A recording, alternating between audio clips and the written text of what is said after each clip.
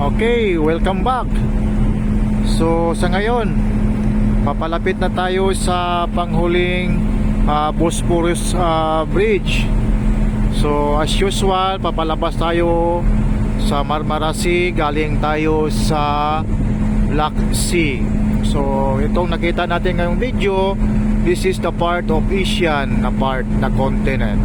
And of course, may mga nakatira din. Of course, mga Turkish pa rin yan. Kasi maliit lang ang pagitan dito, espasyo. So yan ang makikita natin. Okay? So, ganito siya. At saka doon, okay, yan. May mga buildings din, no? Okay.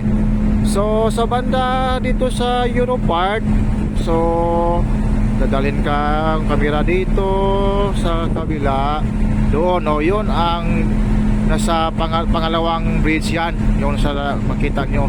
So papalapit natin sa pangatlong bridge actually. Okay, so yan again ang Europe side. Makita mo talaga bibong bibo, daming mga buildings, daming mga bahay. Okay, so ganyan siya. Excuse me. So ayos, diba? So ganyan talaga yung dito eh. Maya maya ipasilip ko sa inyo yung pangatlong Bosphorus Bridge. Okay? Okay, so ito na yan. Lapit na tayo. Welcome to Istanbul na tayo. Yan, makita mo sa parte na yan, the Asian part, pero daming mga buildings. Kasi Istanbul, sentro, Turkey. Okay, so yan, medyo di lang kayo masyadong klaro kasi against the light yung camera natin. But anyway, yun, makita mo doon, yun, no? May mga malalaking ano yan. Ano kaya tawag niya?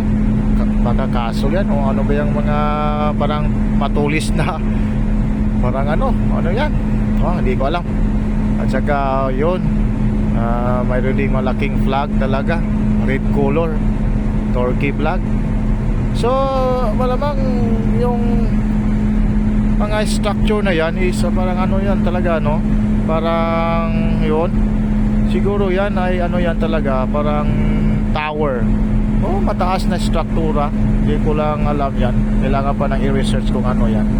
Okay, so that is the Asian part, ha? Okay, sa kabilan man tayo. Okay, dito tayo sa kabila. And of course, yun, makikita natin talaga, no? At saka may malaking flag talaga, yan. So, kitang-kita mo talaga, landmark yan.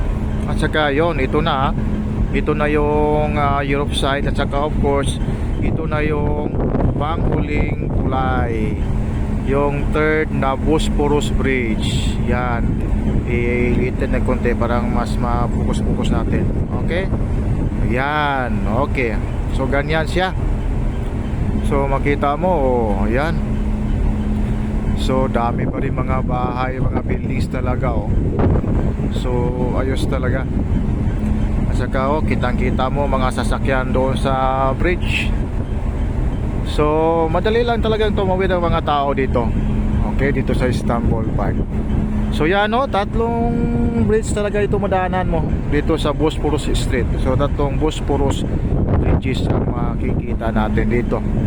Okay, so ganyan siya. So pansamantalin natin ang panahon habang nandito pa tayo. Tapusin natin yung video na to para at least malang mayroon tayong mga compilation of videos naman sa tatlong Bosphorus Bridge. Okay, so dadaan na tayo sa ilalim ng tulay. At saka of course yun kalapad yung mga tulay na yan, yung tulay na yan sa Bosphorus Bridge. Okay, so ganyan siya. Okay, so doon banda, yun, dami mga buildings pa rin, no? So grabe talaga. Progressive country talaga itong Turkey. So hindi sila sumali sa Europe countries. Parang natural siya, neutral siya, kasi progressive siya na type of country. So hindi siya kailangan pang makik-show sa ibang country kasi progressive siya. So yan ang isang dahilan kung bakit nakatayo ng sariling paa itong Turkey na country. Biro mo, tingnan mo yung mga buildings diyan. Laki-laki, no? Mga matataas talaga mga buildings nila. Okay? So sa banda doon sa unahan, yun na, pabukanan yan, palabas na kami, papunta na kami sa Anchorage area para magbunkering. So at least malang nakuna natin ng video yung huling Bosphorus bridge. Okay, so ganyan.